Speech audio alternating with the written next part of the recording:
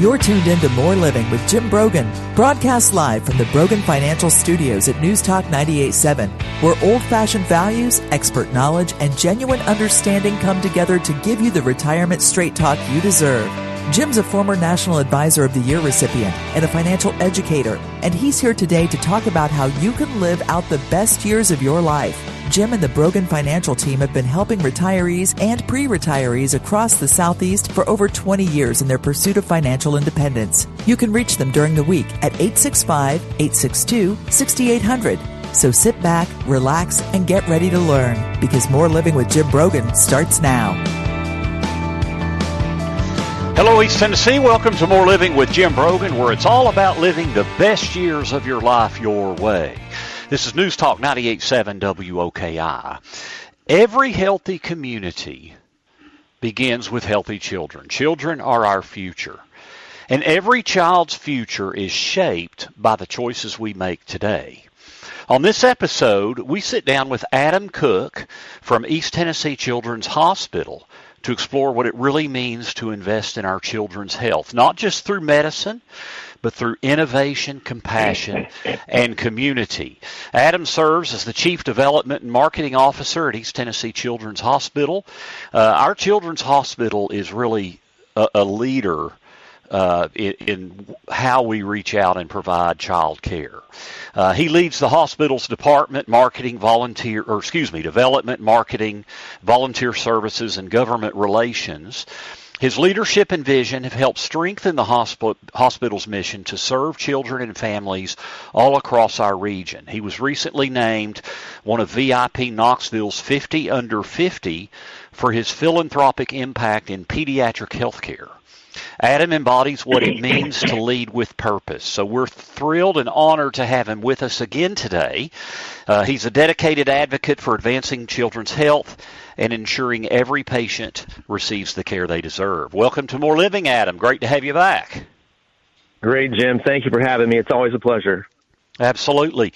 Adam, you've dedicated much of your career to improving the lives of children and families through healthcare and philanthropy. Can you tell us what first inspired your commitment to this mission and how that journey led you to your role at East Tennessee Children's Hospital? Yes, thanks, Jim. So right out of college, I was in banking. I lived in the Charlotte, North Carolina region, a key banking capital of the country. It just wasn't fulfilled in my role. Nothing wrong with banking. I love still the financial services side of business. But my wife was a social worker at the hospital, and she'd come home every day talking about how much she was making an impact on lives.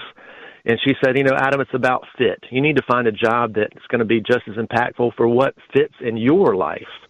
So that evening I looked online, and our hospital in North Carolina at the time was looking for a campaign director to raise funds to build a children's hospital in Concord, North Carolina. And it just resonated with me. So from that point in 2004, I shifted gears, and my wife was right. It was about fit.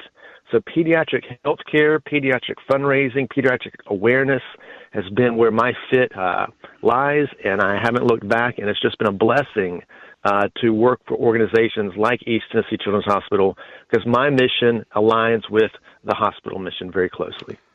How, in the end, did that journey lead you to East Tennessee Children's Hospital, and how long have you been there? I celebrated 3 years just last month here at East Tennessee Children's Hospital. I have enjoyed every minute of it. I feel like I'm brand new in the role, but also because of the warm partners around the community, I feel like I've been here for decades. Prior to coming here, I was in St. Louis, Missouri, oversaw 16 hospital foundations in 3 different states.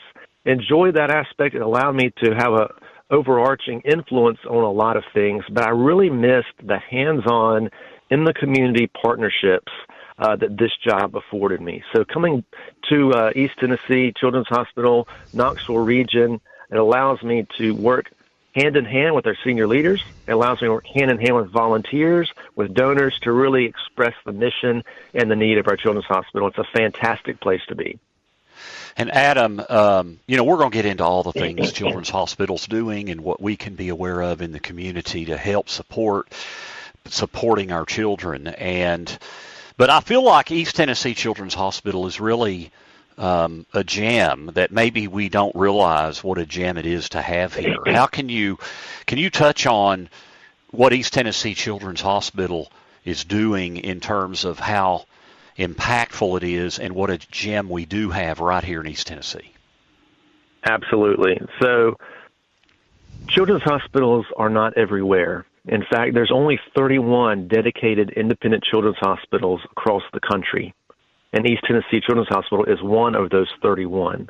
What that means is we're not tied to an adult facility. We are only open to take care of children, all children, only children, all the time. Like I said, there's only 31 of those across the country.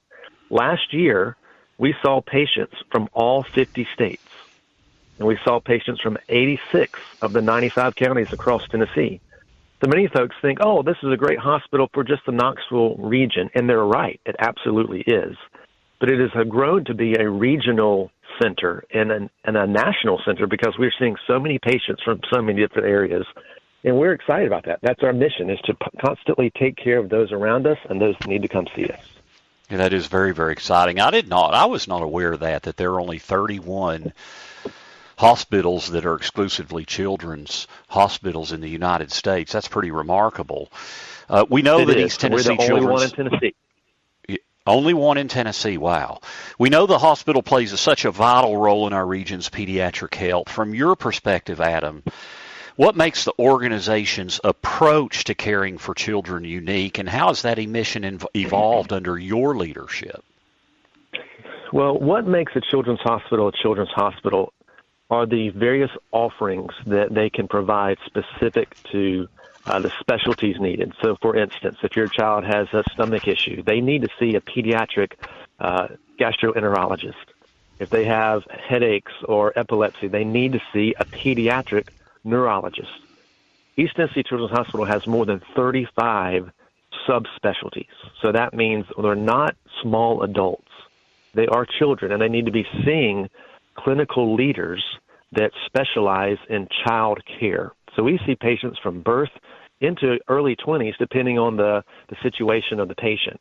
That's what differentiates a hospital from a children's hospital. And blessed to say we have more than 2,100 employees that see 35 subspecialties. That's what makes us unique. What we're trying to do is twofold. We want to continue to share the message that this is, as you said, a gem of a place that not every community gets to appreciate. So we want to continue to push that mission forward, and we hope we do that well to remind folks that we are the pediatric destination in the region, that if you have a need for your child, come see us. We will take care of that. Secondly, though, we need to continue to drive fundraising because it costs now over $1 million a day just to keep the hospital doors open at East Tennessee Children's Hospital. We have nearly 20 locations now across multiple counties, urgent cares, rehabilitation centers, primary care offices, and, of course, the hospital itself. And for us to continue to meet the needs of the growing community, and as we all know, as we sit in traffic sometimes, the community is growing. We need to raise more and more funds just so we can maintain the level of sophistication and state-of-the-art care that our community has come to appreciate and deserve. Wow, so your budget essentially $350 million a year. That is correct. Wow, that's remarkable. I will kind of mention in my dollars and cents segment today that I'll do in the third segment, I am going to talk about how to maximize the impact we make with our charitable giving, with our year-end planning, especially in light of the new tax laws. We'll cover that then. But Adam, what are the hospital's top priorities for improving child health outcomes in East Tennessee over the next 5 years? Okay, well, and thank you. And you're right, we are a nonprofit organization, so gifts given to us are fully tax deductible to the extent of the law. I'm not a tax man, so you'd have to talk with folks like you, Jim, or attorneys to make sure what that looks like. But as we move forward in the next 5 years, we actually have a plan in place called Drive to 2030. And what that means is we are focused on several key elements that will continue to make sure that we are the leader in pediatric health care. One of this is growing some of our subspecialties. As we have more and more needs, we need to grow the number of gastroenterologists that we have. We need to grow the number of neurologists that we have, or ear, nose, and throat physicians that we work with. So that's one of our key elements, is to make sure we have the human capital available to meet the needs of our patients and families. In addition to that, we are getting ready to embark on the pediatric residency program at Children's Hospital. We haven't had a residency program for pediatrics in over 25 years in this region. Beginning July of 2027, there will be the East Tennessee Children's Hospital Graduate Medical Education Program. We're going to be bringing in 8 residents per year. It's a 3-year program, so when we're up and running, we'll have 24 residents getting specialized training, pediatric training at Children's Hospital. That's a big undertaking. Having 24 residents on campus and learning from our leadership for 3 years is something that we're excited about. It is costly, but it's something we're willing to invest in because it will be how we take care of future children and future families by training those specialists now and encouraging them to stay a part of our culture as a children's hospital and stay part of the community itself. The third thing is what we're excited about with Fantasy of Trees coming up is we are expanding our Hematology Oncology Center. It's now called the Hogs for the Cause Hematology Oncology Center, and we need funds to do that. Unfortunately, Jim, we're seeing 45 new patients a month in our Hematology Oncology Center. And that means now we're seeing about 450 appointments every month. So to meet that demand, we need to reimagine and renovate the existing space, our infusion space, our clinic space. So that's one of the outreach efforts that we're really excited about over the next 12 to 18 months as well. Well, that breaks my heart that you're seeing that many people a day in hematology and oncology. Tell you what, we're going to get to our first break. We're visiting with Adam Cook. He's with East Tennessee Children's Hospital. We're talking about investing in our kids' future, which ultimately provides greater communities, greater growth, greater standard of living, everything. When we come back, we'll have more with Adam. Stay with us. This is More Living with Jim Brogan here on News Talk 98.7 WOKI. Welcome back to News Talk 98.7's Brogan Financial Studios, where Jim Brogan is coming to you live with important news and advice to help you achieve your dream retirement. Get ready to learn and live. Here's your host, Jim Brogan. Welcome back to More Living here on News Talk 98.7 WOKI. I'm your host, Jim Brogan. We're talking about investing in our kids' future, and we're talking about the tremendous impact of East Tennessee Children's Hospital. We've got Adam Cook with us. He is the Chief Development and Marketing Officer at East Tennessee Children's Hospital. And Adam, I do want to just share a quick anecdote in that our most recent experience with East Tennessee Children's Hospital was my oldest daughter when she was, I guess, maybe a freshman in high school. She's now in college. This was about 5 or 6 years ago. And she had one thing after another, and she had mono, and she ended up developing a throat issue and ended up having to have throat surgery. I just cannot tell you what an impactful experience it was being at Children's Hospital. And it's everything. It's not just the pediatricians. It's the staff. It's not just the nursing staff. It's everybody. It's the culture of service and the way you cater to kids. And it's just different. It's unique. I mean, we've got a lot of great hospitals in the area, but compared to a regular hospital, the way you cater to the kids, I just can't go on and on enough about the experience we had at Children's Hospital. Jim, thank you for sharing that. That means a lot to me. I know it means a lot to our employees as well.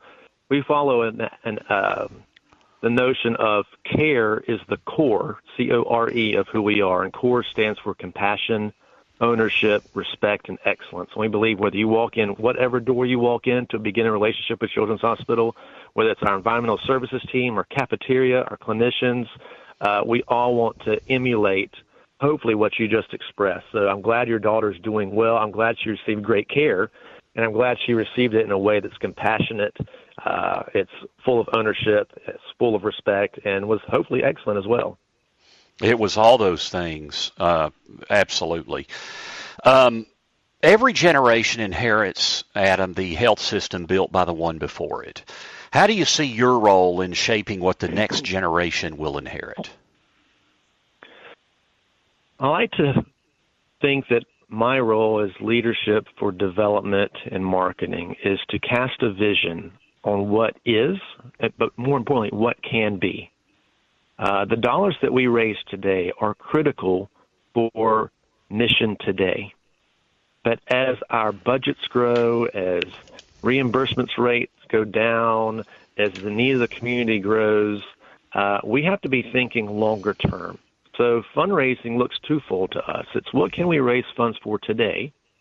Then also, what are there some vehicles that we can talk to donors about to really enhance what we're trying to do 10, 15, 20 years from now, whether that's through estate gifts or whether that's through large corporate donations, whether it's just raising the awareness of the fact that, as you said, we were one of 31 children's hospitals to try to take care of what I call the hamster on the wheel needs of today to keep the doors open, but also to have some tremendous vision around things like this residency program that's coming in a year and a half. We've been planning this for several years, and it takes leaders like our President CEO, Matt Schaefer, to go, how can we dramatically impact care 5, 10, 15 years down the road? And this is one of the ways we hope to do that. All of that those are awesome words. When you look at today's children's, Adam, today's children, what are the biggest health or wellness challenges that you think define their generation, and how are you addressing them now before they become crises? There's so many different avenues that children can go down now. I mean, when I was younger, there wasn't the number of activities and social media influences and things of that nature. So we're trying to really look at the child in two distinct ways. One is, how can we take care of their physical need? We talked about that, the 35 subspecialties that we have. No matter what ailment your child may be having, we can take care of that. But the other side of that is, how can we better walk alongside our patients through what we're calling their mental health or their behavioral health needs? Unfortunately, we see a tremendous number of children that need behavioral health support through our emergency department or through our primary care offices. One of the areas we're really hoping to meet the child where they are is the growing need for better behavioral health and mental health offerings.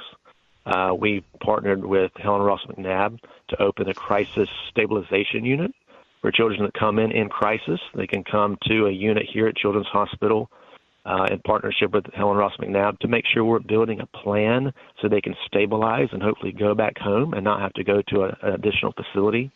We're also working with organizations like UCOR that have given us a transformational gift to bring in behavioral health clinicians in our primary care offices. So what that means, if my child goes to their normal pediatrician, they say, I'm having stomach aches or headaches, it might be a physical ailment, but it also might be an anxiety issue. Anxiety is bringing on stomach aches. Our anxiety is bringing on headaches. So how can we take care of both the mental and behavioral aspect of the child as well as the physical need? And as we move forward, we just see that becoming a more and more impactful opportunity for us at Children's. I guess over the last 10 or 15 years, Adam, I would imagine you've seen just a gradual increase and maybe even not so gradual in the issues of these mental health challenges in our kids. Yes, we absolutely have. And an anecdote I'll share, it breaks my heart because I have two daughters myself, is I was talking to our chief nursing officer a while back, and it was shared with me that we see an increase in behavioral health concerns through our emergency department in the springtime. And I said, well, why spring? That's, things are getting warmer and school's about to be out. And the response to me was two things. Number one, TCAPS, which is the Tennessee testing that kids feel tremendous anxiety and pressure over doing well. And the second is it's prom season. And then there are many young ladies out there that feel the pressure of having the right dress or getting the right date. So we see an increase on things that maybe as adults we go, well, that shouldn't be much of an issue, but it is for the child, even through things like testing and prom season, sports activities. So we have tremendous opportunity, like I said, to really walk alongside and care for the entire picture of children's health, mental and physical.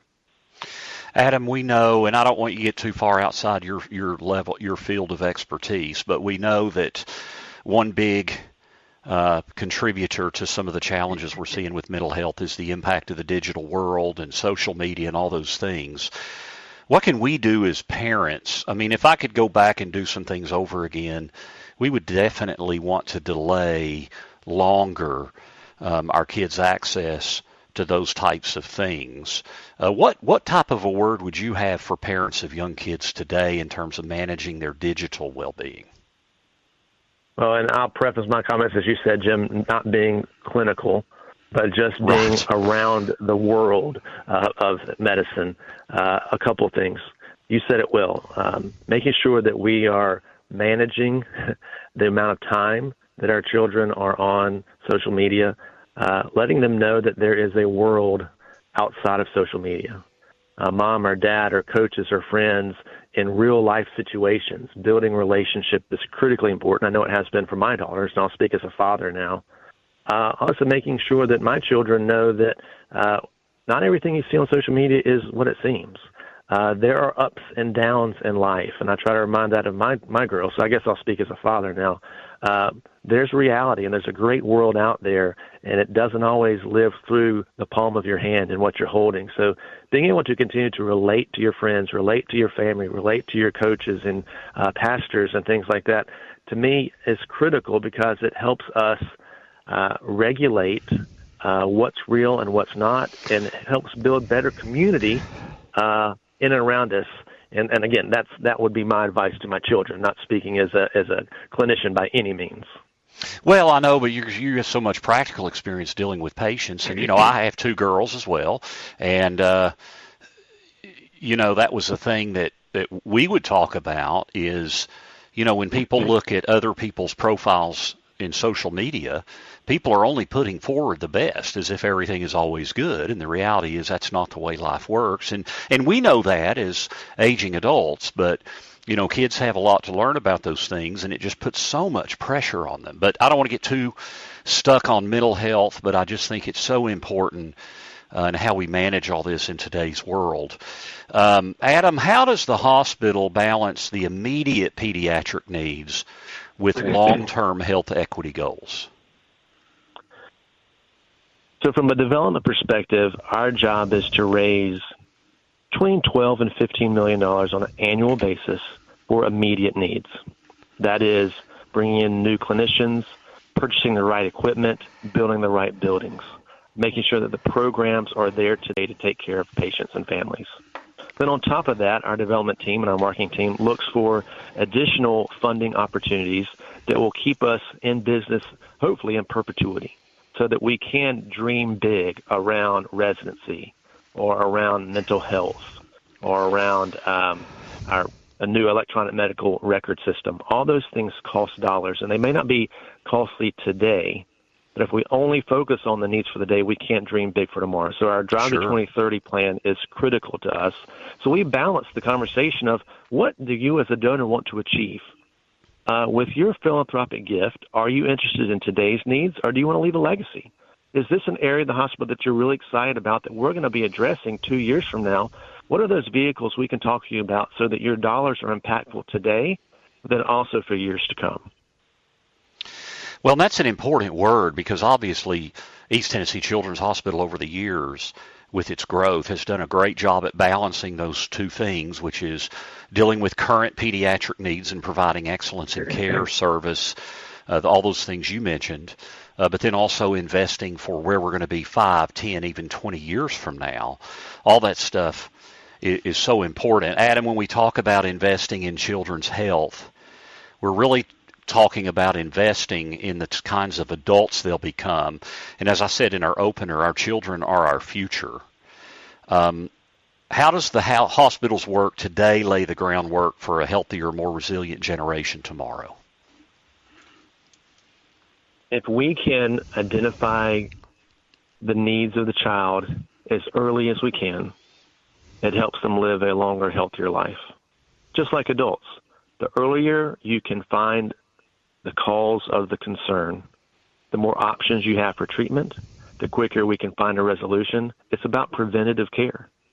So if we can make sure that our children know or their parents know where they can go, not just at the hospital in downtown Knoxville, but all the service areas we have in the areas where they live, it's really about education and outreach of where we are and what we offer the child. If we do that well, then we're already ahead of the game. We're building a healthier lifestyle for patients and their families. And by doing that, we're building a healthier community, And honestly, we have so many patients that come in and say, I now want to, when I grow up, I want to work at Children's Hospital, or I want to help children. So it also introduces the idea of helping others at an earlier stage, which was just a byproduct of what we do from our mission standpoint, but it's a byproduct that feels really good. That's Adam Cook. He's with East Tennessee Children's Hospital. When we come back, I want to talk about how we can get more involved, how our community plays such a role in the future success of East Tennessee Children's Hospital. We'll also have our Dollars and Cents segment, how to maximize the impact of your year-end charitable giving in light of the One Big Beautiful Bill Act. So stay with us. This is More Living with Jim Brogan here on News Talk 98.7 WOKI. Welcome back to News Talk 98.7's Brogan Financial Studios, where Jim Brogan is coming to you live with important news and advice to help you achieve your dream retirement. Get ready to learn and live. Here's your host, Jim Brogan. This is More Living with Jim Brogan, where it's all about living the best years of your life your way.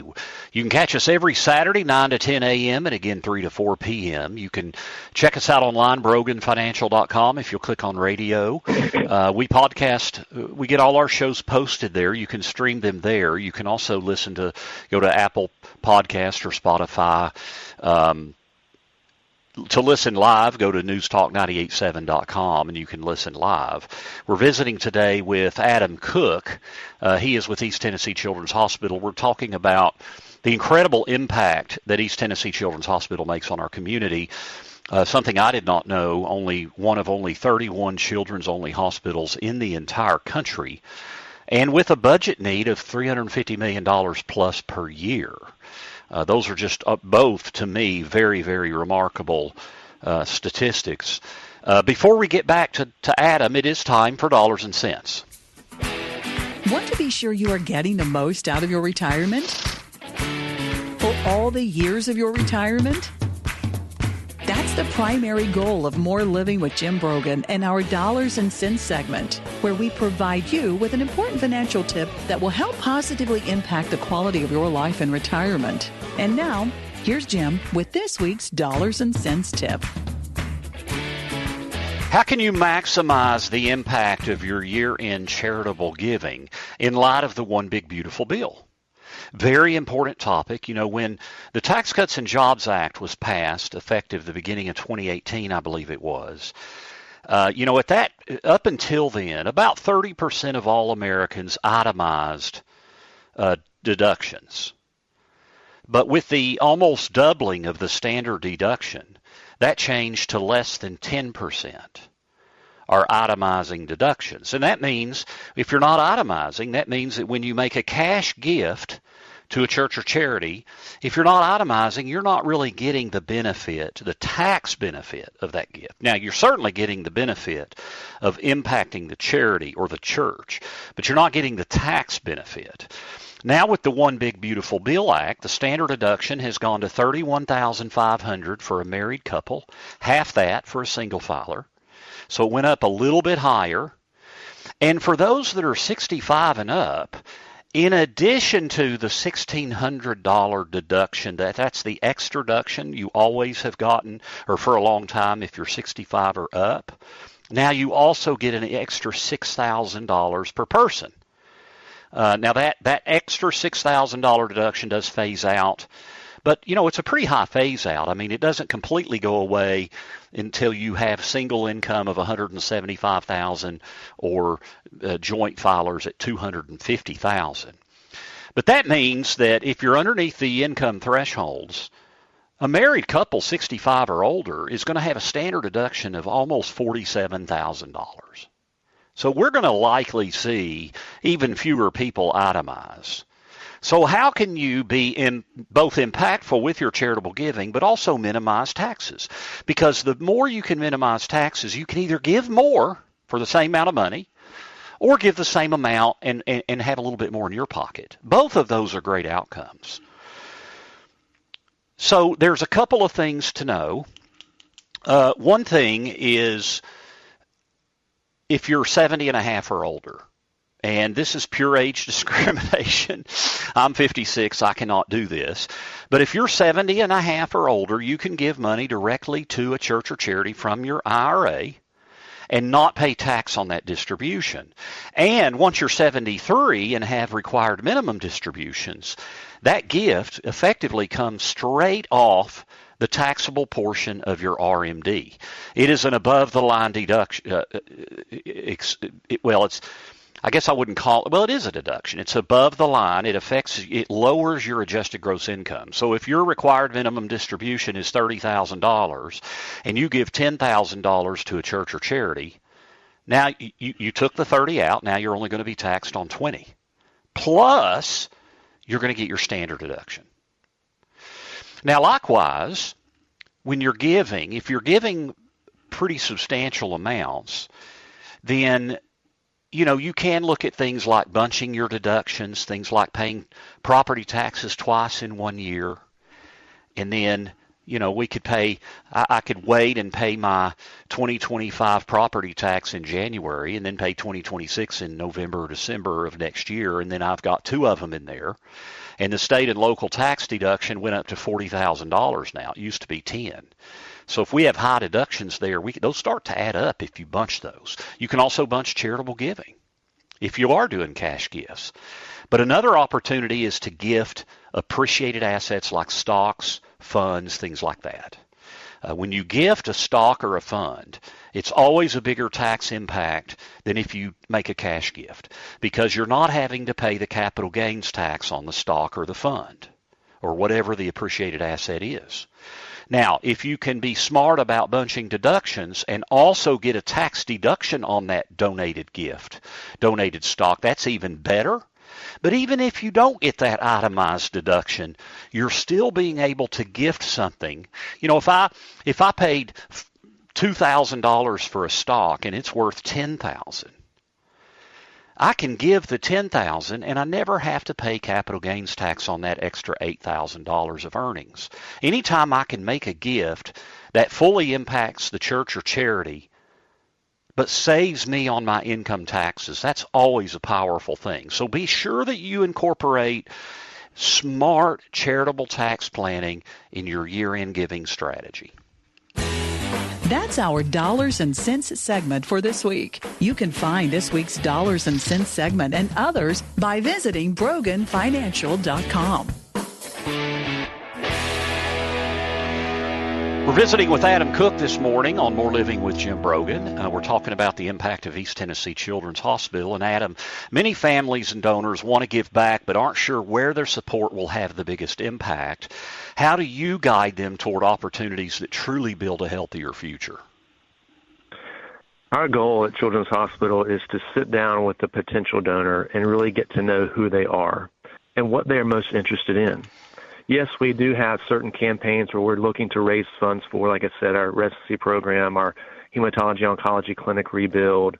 But if a donor says, I'm really interested in this area of the hospital, we have so many needs, we will find an area of interest that's of most interest to them. I like to say sometimes I'm like the switchboard operator. I simply want to match the interest of the donor with the need of the organization. So our commitment is not to have a transactional relationship with the donor, but really sit down, learn what they're most interested in. How has healthcare impacted their life, or maybe a child or a grandchild of their life? And how can we make sure the gift that they give goes directly to the area of the hospital that will make the donor feel the best and provide the greatest impact as well? I'm going to have to just put in a plug here, Adam, that I'm a big believer in giving in a financial plan. It does so many things for us, and we live in a society that's so materialistic, and we get all these images with media, both online, on TV, everywhere, movies. And, they asked J.D. Rockefeller how much money's enough, and he said a little bit more.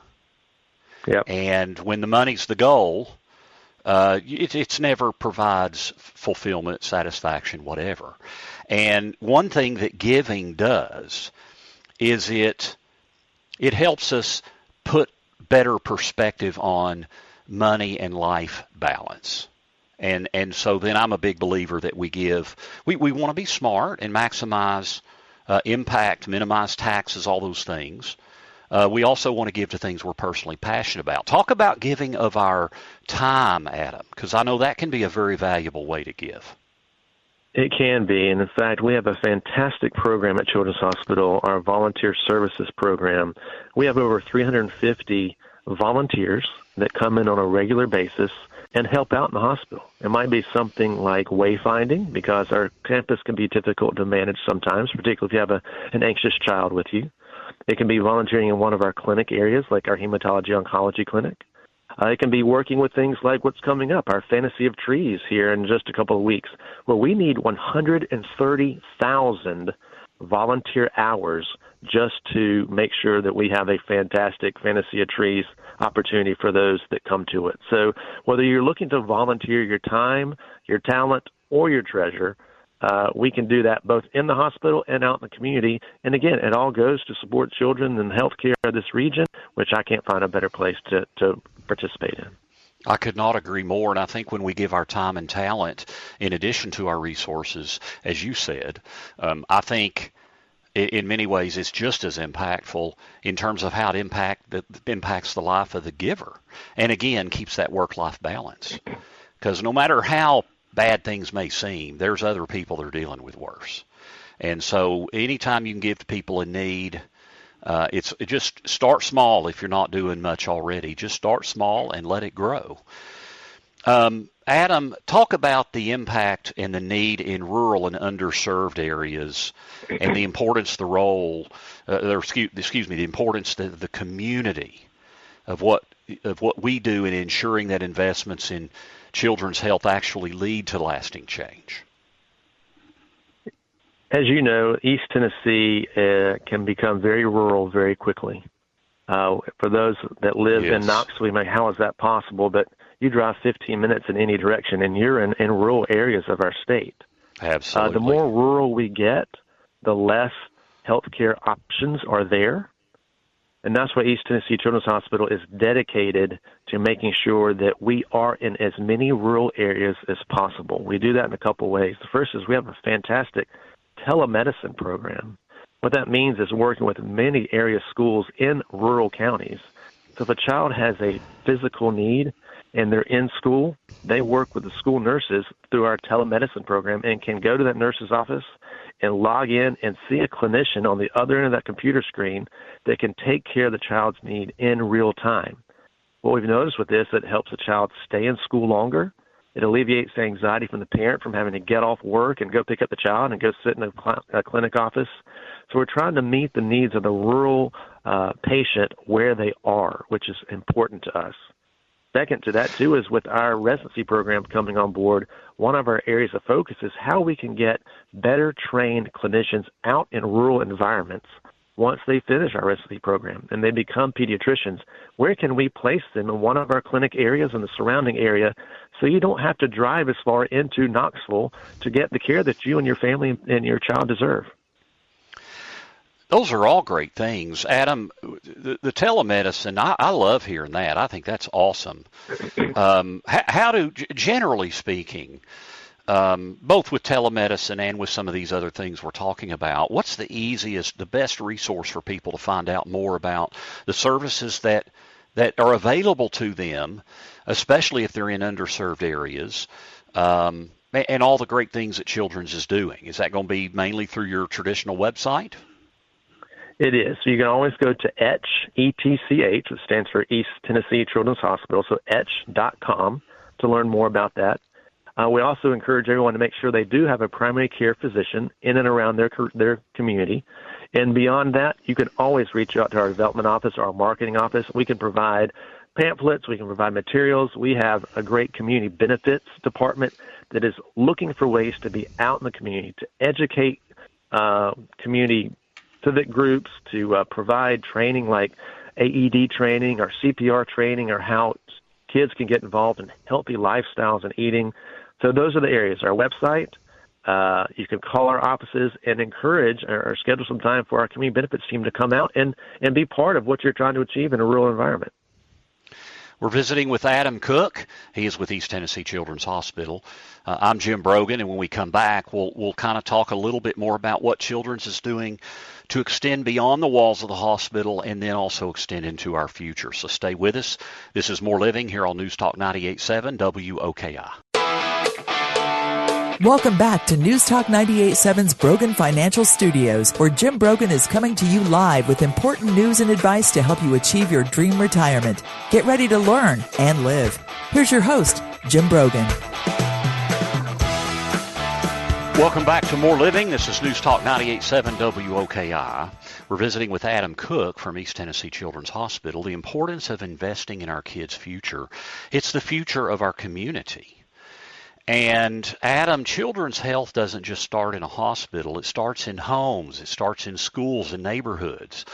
How does the hospital extend its reach beyond the walls of its buildings?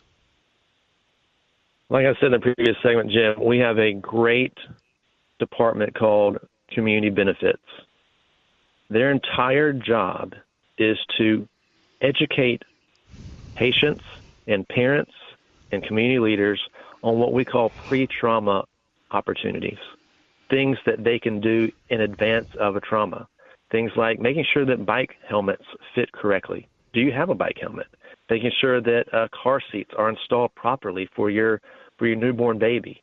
Making sure that if you are in a setting and something terrible happens and you need to learn what an AED machine is to maybe have to shock a potential patient where they are. Learning about CPR.